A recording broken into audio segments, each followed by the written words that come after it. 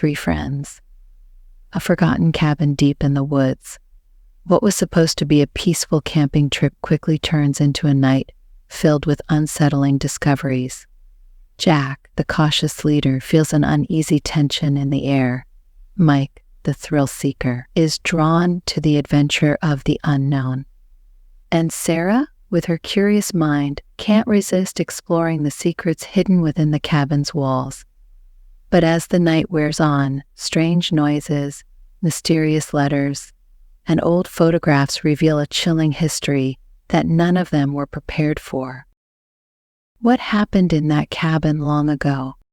And why does it feel like the past is reaching out to them now?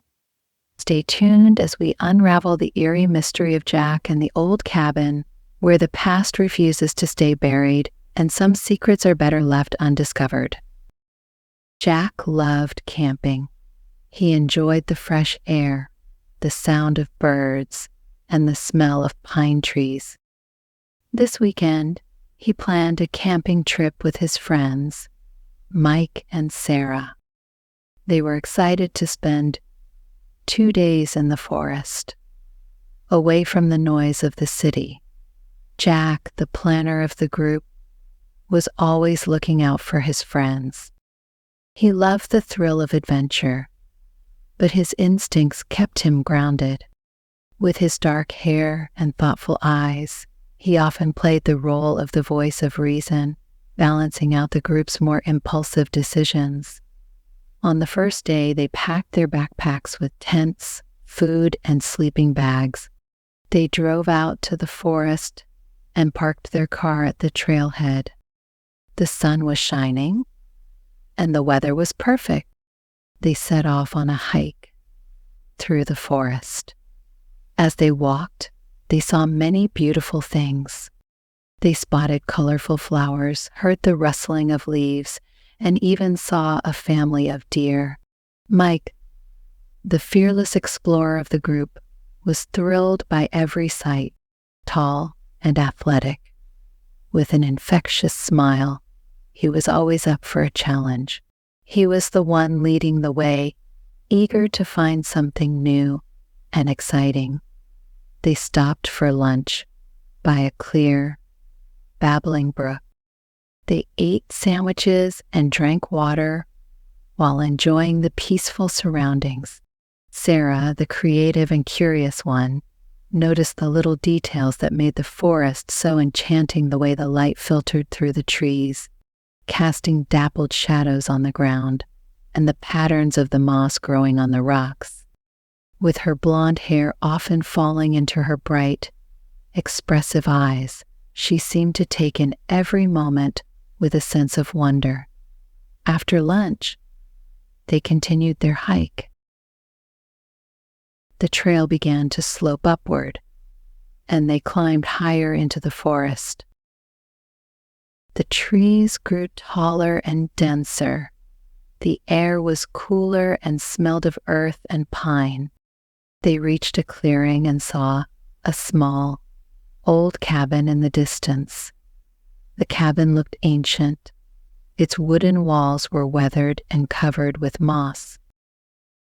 The roof was sagging, and the windows were dusty. It looked like no one had lived there for many years. Mike, always ready for an adventure, was excited to explore it. "Let's stay here tonight," Mike suggested, his eyes gleaming with excitement. "It will be an adventure." Sarah agreed, her curiosity piqued. "Yes, it looks fun. Let's check it out." Jack, however, was not so sure. His cautious nature kicked in as he eyed the cabin warily. "It looks really old and spooky. Are you sure it's safe?" Mike and Sarah reassured him. "It will be fine. We'll be careful," Mike said with his usual confident grin. They walked up to the cabin and opened the door. The hinges creaked, and the door swung slowly open. Inside, the cabin was dark and dusty. There were old wooden chairs and a broken table. The fireplace was empty, and cobwebs hung in the corners. "Let's clean it up a bit," Sarah suggested, her eyes scanning the room with a mix of curiosity and excitement. "We can make it nice for tonight." They started cleaning. Jack swept the floor, while Mike and Sarah dusted the furniture. They found some old blankets and spread them out on the floor. The cabin started to look better, and they felt more comfortable. As night fell, they decided to make a fire in the fireplace. Jack and Mike gathered some sticks and logs from outside, while Sarah prepared some hot dogs to cook over the fire. They laughed and joked as they cooked their dinner. The warmth of the fire and the smell of the hot dogs made them feel cozy. After dinner, they played some games and told stories. The cabin felt less spooky, and they were having a good time. Jack still felt a little uneasy, but he tried to enjoy himself, not wanting to dampen the mood. When it was time for bed, they all went to their sleeping bags. The fire was just a small glow now, and the cabin was dark. Jack tried to sleep, but he heard strange noises outside. He heard the wind howling and the trees rustling. He felt a little scared. Suddenly he heard a thump. He sat up and looked around. The sound came from the corner of the room. Jack felt his heart race. He whispered to Mike and Sarah, "Did you hear that?" Mike and Sarah were already asleep. Jack decided to check the noise. He got up quietly and went to the corner of the room. He saw a small old box lying on the floor. It must have fallen over. Jack picked up the box and opened it. Inside, he found old photographs and letters. The photographs were of a family who used to live in the cabin.